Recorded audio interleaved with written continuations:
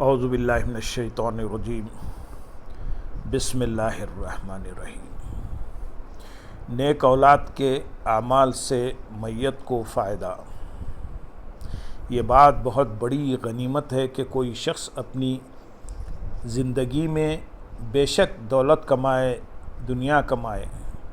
عزت کمائے، شہرت کمائے، جو کچھ چاہے حلال طریقے سے، جائز طریقے سے کمائے، لیکن ان ساری کمائیوں سے بڑھ کر بڑی کمائی یہ ہے کہ کوئی نیک اولاد کما جائے، اپنے بیٹے اور بیٹیوں کو اعمال صالحہ پر کاربند کر جائے، انہیں قرآن و سنت کی تعلیم اور شعور دے کر اس قابل بنا جائے کہ انہیں اپنے مرنے والے والدین کا احساس ہو۔ اگر آپ دنیا سے رخصت ہو گئے اور آپ کی اولاد آپ کے مرنے کے بعد آپ کے برزخی احوال کو بھول گئی تو میرے نزدیک یہ ذمہ داری اولاد پر نہیں، آپ پر ہے۔ آپ نے انہیں وہ راہ ہی نہیں بتائی، انہیں آپ نے حق کا وہ احساس ہی نہیں دلایا کہ وہ مرنے کے بعد بھی آپ کا حق اپنے اوپر محسوس کر سکیں۔ صحیح المسلم میں امام مسلم روایت کرتے ہیں، نبی کریم صلی اللہ علیہ وسلم ارشاد فرماتے ہیں، حضرت ابو ہریرہ رضی اللہ تعالیٰ عنہ سے مروی ہے کہ رسول اللہ صلی اللہ علیہ وسلم نے فرمایا، جب انسان مر جاتا ہے تو اس کا ذاتی عمل اس سے منقطع ہو جاتا ہے، سوائے تین کے کہ صدقہ جاریہ، ایسا علم جس سے نفع حاصل کیا جائے، اور نیک بیٹا جو اس کے لیے دعا کرتا رہے۔ انسان کا عمل اس سے منقطع ہو جاتا ہے سوائے تین کے: ایک صدقہ جاریہ، دو ایسا علم جس سے نفع حاصل کیا جائے، اور نیک بیٹا جو اس کے لیے دعا کرتا رہے۔ حدیث پاک میں آتا ہے کہ حضرت ابو ہریرہ رضی اللہ تعالیٰ عنہ روایت کرتے ہیں کہ حضور نبی اکرم صلی اللہ علیہ وسلم نے فرمایا کہ قیامت کے دن ایک شخص دیکھے گا کہ اسے پہاڑوں کی مانند نیکیوں کے انبار عطا کر دیے گئے۔ وہ کہے گا کہ باری تعالیٰ، یہ نیک اعمال میں نے تو نہیں کیے،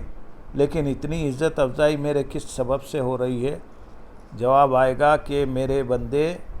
ہمیں معلوم ہے کہ تو اس قدر نیکی نہ کر سکا، لیکن جس اولاد کو تو اچھی تربیت کے ساتھ چھوڑ آیا ہے وہ مسلسل تیری مغفرت کی دعا کرتی رہی ہے۔ تیرے بیٹے کی دعائے مغفرت کے سبب تجھے یہاں نیکیوں کے یہ انبار عطا کر دیے گئے۔ روایت کے الفاظ اس طرح ہیں، حضرت ابو ہریرہ رضی اللہ تعالیٰ عنہ کہتے ہیں کہ موت کے بعد میت کے لیے ایک درجہ بلند کیا جائے گا، وہ کہے گی، اے رب یہ کیا ہے؟ پس کہا جائے گا، تیرے بیٹے نے تیرے لیے بخشش کی دعا کی۔ اس حدیث کو الادب المفرد میں امام بخاری نے روایت کیا ہے۔ حدیث پاک میں یہ بھی ہے کہ ایک شخص مر گیا، اللہ کے پیغمبر نے اس شخص کو دیکھا کہ اسے سخت عذاب ہو رہا ہے، چاروں طرف دوزخ کی آگ ہے۔ کچھ دنوں کے بعد ان کا گزر پھر اسی خبر سے ہوا، دیکھا کہ وہ بخشا جا چکا ہے، اس کو بخششوں اور جنت کی نعمتوں کے تحائف دیے جا رہے ہیں۔ انہوں نے اللہ رب العزت کی بارگاہ میں التجا کی کہ باری تعالیٰ، ابھی چند دن پہلے تو میں اپنی آنکھوں سے کشف کے ذریعے اس کو دوزخ کے عذاب میں جلتا دیکھ کر گیا تھا، اور آج یہ بخشش اور مغفرت کے تحائف میں کھیل رہا ہے، اس کا سبب کیا ہے؟ باری تعالیٰ نے فرمایا کہ اے میرے محبوب بندے، اپنے اعمال کی وجہ سے یہ عذاب ہی کا مستحق تھا، اسی لیے اسے عذاب دیا گیا۔ لیکن یہ شخص مرتے وقت اپنا ایک معصوم بچہ چھوڑ کر آیا تھا، اس کی ماں نے اسے دین کی تعلیم کے لیے استاد کے پاس بٹھا دیا۔ استاد کے پاس جب اس نے میرا نام لیا تو مجھے حیا آ گئی کہ اس کا معصوم بیٹا میرا نام لے رہا ہے اور یہ دوزخ میں چل رہا ہے۔ لہذا ثابت ہوا کہ اولاد کے نیک اعمال سے والدین کو آخرت میں عذاب سے نجات مل سکتی ہے۔ اسلام دین فطرت ہے۔ ایک سچا مومن،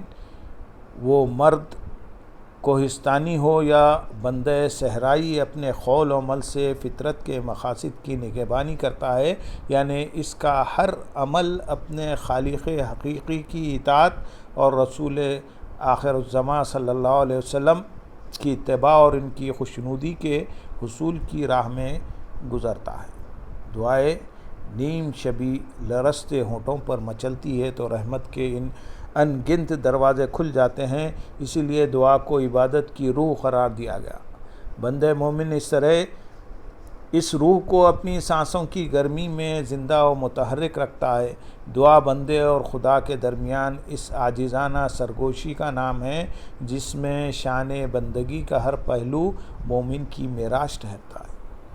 دعا مسلمان کا ذاتی فعل ہے جس کا نفع اس کی ذات کے علاوہ دوسروں کو بھی پہنچتا ہے، زندوں کو بھی پہنچتا ہے اور مردوں کو بھی پہنچتا ہے۔ اس دنیا سے رخصت ہو جانے والے ہمارے دعاؤں کے محتاج ہوتے ہیں۔ یہی وجہ ہے کہ ہر مسلمان دن میں 5 بار اپنے لیے اور اپنے والدین و عزیز و اقارب کے لیے دعا کرتا ہے۔ قرآن مجید اور سنت نبی صلی اللہ علیہ وسلم میں جا بجا ایک شخص کو دوسرے کے حق میں دعا کرنے کی تلقین کی گئی ہے۔ دعا خود ایک عبادت ہے۔ ایک شخص اپنے کسی عزیز دوست کی صحتیابی، اصلاح احوال، مغفرت کے لیے بارگاہ خداوندی میں دعا کرتا ہے تو اللہ تعالیٰ اس کے اس عمل کی وجہ سے کسی دوسرے شخص کو صحت عطا فرماتا ہے، اس کے گناہ بخش دیتا ہے اور اس کے حالات کو درست فرما دیتا ہے، حالانکہ اسے پتہ بھی نہیں ہوتا کہ یہ کس کی دعا کا نتیجہ ہے۔ جملہ مومنین ہر نماز میں یہ دعا کرتے ہیں۔ سورۃ ابراہیم آیت نمبر 41 میں ربنا اغفر لی ولی والدی وللمؤمنین یوم یقوم الحساب، اے ہمارے رب مجھے بخش دے اور میرے والدین کو بخش دے اور دیگر سو مومنوں کو بھی جس دن حساب قائم ہوگا۔ قابل غور بات یہ ہے کہ اگر آپ کی دعا سے، آپ کی عبادت سے اور آپ کے کلمہ خیر سے آپ کے فوت شدہ والدین کو کوئی فائدہ نہیں پہنچ سکتا تو پھر نماز میں آپ کو ایسی بات کہنے کی تلقین کیوں کی گئی؟ والدین کا تو اولاد کے ساتھ تعلق ہے، اولاد ان کی کمائی ہے۔ کوئی کہہ سکتا ہے کہ اس نسبت اور تعلق کی بنا پر دعا درست ہے، لیکن قرآن مجید نے تو بات یہاں پر ختم نہیں کی بلکہ فرمایا وَلِلْمُؤْمِنِينَ یوم یقوم الحساب، باری تعالیٰ قیامت تک ہر اہل ایمان کو بخش دے۔ لہٰذا اب محض والدین اور اولاد اور اعزاء کی تخصیص نہ رہی بلکہ قیامت تک حضور علیہ السلام کی جملہ امت کے لیے آپ نے دعا کی۔ وہ جو ابھی پیدا بھی نہیں ہوئے، جن کی روحیں ابھی عالم ارواح میں ہیں، وہ جو عالم ناسوت میں منتقل نہیں ہوئے، اور وہ بھی جو صدیوں پہلے گزر گئے، سب کی بخشش کے لیے مومن اپنی نماز میں دعا کر رہا ہے۔ اگر اس کی دعا سے ان کو فائدہ نہیں پہنچ سکتا تو اللہ تعالیٰ نے نماز میں ایسی بات کی تلقین کیوں فرمائی؟ حقیقت یہ ہے کہ وہ ذات آپ کی دعا سے ہر کسی کو فائدہ پہنچاتی ہے، تبھی تو اس نے کہا ہے کہ بندے جب نماز پڑھ لے اور مجھے راضی کر لے اور میری رحمت کا دریا جوش میں آئے تو آخر میں مجھ سے دعا مانگ، اور دعا میں صرف اپنے لیے مغفرت نہ مانگ کہ یہ خود غرضی ہوگی، یہ مفاد پرستی ہوگی۔ میرے خزانے مغفرت میں کوئی کمی نہیں، اپنے لیے مانگے گا تو تجھے بھی دوں گا، اپنے والدین کے لیے مانگے گا ان کو بھی دوں گا، اور اگر جملہ مومنین کے لیے بھی مانگے گا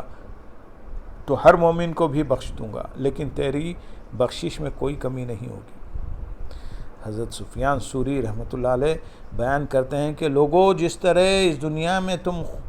خورد و نوش کے محتاج ہو، بالکل اسی طرح بلکہ اس سے بھی بڑھ کر اس دنیا سے رخصت ہونے والے تمہاری دعاؤں کے محتاج ہیں۔ یہ مت سمجھ کہ نیک اعمال کی صورت میں وہ جو کما گئے صرف اسی کا تعلق ان سے ہے، وہ ان کی اپنی کمائی تھی جو انہوں نے اپنی زندگی میں کی، لیکن ان کے اس دنیا سے رخصت ہو جانے کے بعد ان کے لیے جتنی دعائیں مغفرت کی جاتی ہے، ان کے لیے جو صدقہ و خیرات کیا جاتا ہے، جو اعمال صالحہ کیے جاتے ہیں، الغرض ان کے لیے جو کچھ بھلائی کے کام کیے جاتے ہیں، اس سے ان کو فائدہ پہنچتا ہے اور ان سے ان کی مغفرت اور درجات کی بلندی ہوتی ہے اور جنت میں ان کا مقام و مرتبہ بڑھتا ہے۔ ایک حدیث پاک میں حضور نبی کریم صلی اللہ علیہ وسلم نے ارشاد فرمایا، جب کوئی شخص اپنے کسی دوست کے لیے دعا مانگتا ہے کہ باری تعالیٰ میرے فلاں دوست اور محبوب کے ساتھ یہ احسان فرما تو جبرائیل علیہ السلام بھی دعا کرتے ہیں کہ باری تعالیٰ اس نے دوست کے لیے دعا کی ہے، اسے بھی عطا کر، اور اس کی مثل اس کو بھی عطا کر۔ خزانہ خدا میں کوئی کمی نہیں، یہ ہماری دنیا ہے کہ ہم محدود عطا کرتے ہیں۔ 100 روپے 2 میں بانٹتے تو 50 اور اگر 4 میں بانٹتے تو 25 لیکن اللہ کی عطا لامحدود ہے۔ یہی وجہ ہے کہ ایک مرتبہ ایک اعرابی دعا کر رہا تھا، اے اللہ مجھ پر رحم فرما اور محمد صلی اللہ علیہ وسلم پر اور ہمارے ساتھ کسی اور پر رحم نہ فرما۔ جب وہ نماز سے فارغ ہوا تو حضور نبی اکرم صلی اللہ علیہ وسلم نے فرمایا، یہ حدیث کو امام بخاری نے صحیح بخاری میں روایت کیا ہے، حضور نبی اکرم صلی اللہ علیہ وسلم نے فرمایا جب وہ نماز سے فارغ ہوا تو نے اللہ کی رحمت جو وسیع ہے اس کو محدود کر دیا۔ مطلب یہ تھا کہ اللہ کی رحمت وسیع ہے، اسے تنگ کیوں کرتا ہے، ہر کسی کے لیے مانگ۔ بحقی وہ دل میں حدیث پاک ہے، حضور صلی اللہ علیہ وسلم نے فرمایا کہ بہت سے مرنے والے ایسے ہیں جو گناہگار ہوتے ہیں اور جانے کے بعد عالم برزخ میں اپنے گناہوں کے بوجھ تلے دبے رہنے کی وجہ سے پریشان رہتے ہیں اور فریاد بھری نگاہیں اٹھا کر دنیا میں اپنے پچھلوں کو تکتے رہتے ہیں کہ شاید کوئی ہماری مغفرت کے لیے پہنچ جائے، کوئی ہماری بخشش کے لیے ہاتھ اٹھائے اور دعا کر دے۔ وہ مسلسل پشیمانی اور پریشانی کی کیفیت میں مبتلا رہتے ہیں۔ جب کوئی ان کی بخشش اور بلندی درجات کے لیے نیک عمل کر کے اللہ کی بارگاہ میں التجا کرتا ہے تو مغفرت اور بلندی درجات کے لیے دعا کا وہ تحفہ جب ان کے پاس آتا ہے تو ان کے چہروں پر مسکراہٹ مچل جاتی ہے اور وہ خوش ہو کر واپس لوٹتے ہیں اور برزخ میں اپنے پڑوسیوں کو بتاتے ہیں کہ یہ میرے پچھلوں کا تحفہ ہے، اور جن کو دعائے مغفرت، ایصال ثواب اور صدقہ و خیرات کا تحفہ نہیں آتا وہ ان کے تحفوں کو دیکھ کر مزید پریشان ہو جاتے ہیں اور تکتے ہیں کہ کاش میرے پچھلے ان کی طرح میرا بھی فکر کریں۔ ان احادیث مبارکہ سے یہ ثابت ہوا کہ مرد مومن جو عمل صالح اپنے لیے کرتا ہے وہ اس کی برکت اور اجر و ثواب میں جس کو چاہے شریک کر سکتا ہے۔ اللہ کی ذات اس کا فائدہ ہر کسی کو پہنچا سکتی ہے اور پہنچانے والے کے اجر میں اور ثواب میں کمی بھی نہیں ہوتی۔ اللہم صلی علی سیدنا محمد وعلی آلہ سیدنا محمد و بارک وسلم۔